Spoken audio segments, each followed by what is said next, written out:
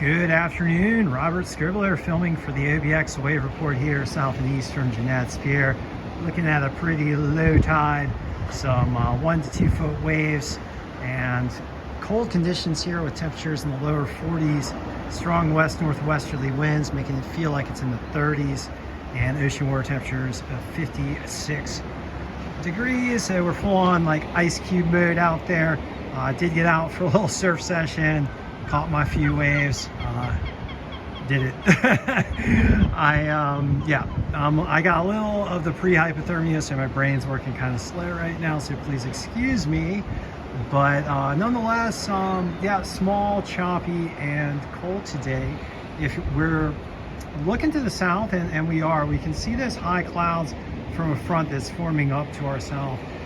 That thing is going to start pushing toward the north over the next few days, and then by the weekend we're going to have some rain and some warmer weather and some better surf with glassy conditions and 2 to 4 foot waves. But over the next few days it's going to continue to be pretty small with these strong westerly and northwesterly winds, and it's going to be pretty cold, although tomorrow looks a lot cleaner with some of those winds calming down, so that might be some slightly more pleasant conditions. All right, so let's get to the local observations provided by the wave monitors, the models, and the National Weather Service. Right now here at Nag's Head, we've got 1 to 2 foot waves, semi-clean conditions with a north-northeast swell coming out of the north-northeast at 2.1 foot in 5 seconds. I don't know how they measure the waves here at the pier, but it says nearly 4 feet. These are not 4 foot waves. We've got west northwesterly winds at 22 miles per hour. Air temperatures 45, ocean water temperatures 56. Some pretty cold conditions out there. Certainly for a 2-3 wetsuit, I gotta upgrade my wetsuit. We're looking forward to a low tide today between 2 and 3 p.m. We're pretty low here already with those strong west northwesterly winds blowing the water offshore. So the low tides today are going to be exceptionally low here on the coastline. On the sound, quite the opposite. We got some high water with water being blown across the sound. All right, further south in Rodanthe, even smaller at 1 foot and fairly clean with swell coming in from the north at 3.6 foot in 5 seconds. It's at the wrong angle to the coastline, so that's why you've got those blown out conditions. West northwesterly winds at 22 as well.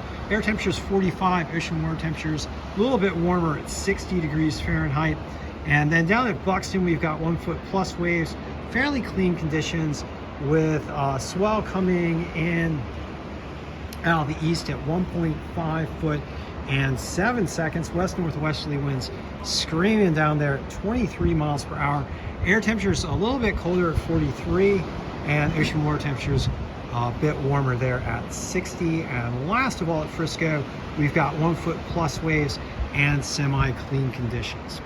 All right, and as I said before, overall weather picture right now, the dominant issues are a front to our south and a big mass of heavy cold air to our north, and a lot of that heavy cold air driving in with those strong west northwesterly winds. That front sitting to our south, which you can see those cloud tops, just looking up there, you can see those white cloud tops. That is associated with the front. That front is going to really try and push northward. The warm air over the Atlantic Ocean is building, and so it's going to push back against the cold air over the continent and start to run over the Outer Banks coming Friday, bringing with it rain, southerly winds, warmer air, and then by Saturday those winds are expected to calm down behind the front, and we are expected to have some rainy conditions, but with some nice swell in the range of 2 to 4 foot up and down the Outer Banks and clean waves. Hopefully that forecast will hold for Saturday, because that's looking pretty good, and we're looking forward to that, and so is our grackle friend. All right, so thank you for joining me for this session of the OBX Wave Report, and I'd like to ask you guys also to please do everything you can to help save our coastlines from the impacts of climate change driven by fossil fuel burning. And right now the main effort is involved in the deployment, the mass deployment of clean energy. We've We've had a lot of good news lately on clean energy, with a lot of good policy coming out of the presidency and the Democratic-run House. And when the Senate was run by the Democrats, we had a lot of clean energy policy, good policies there.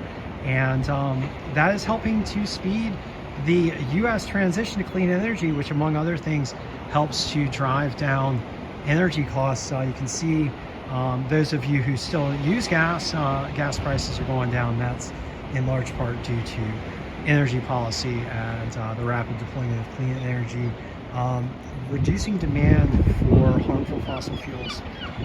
All right, so thank you for joining me for this session of the OBX Wave Report, and I will be back with you shortly.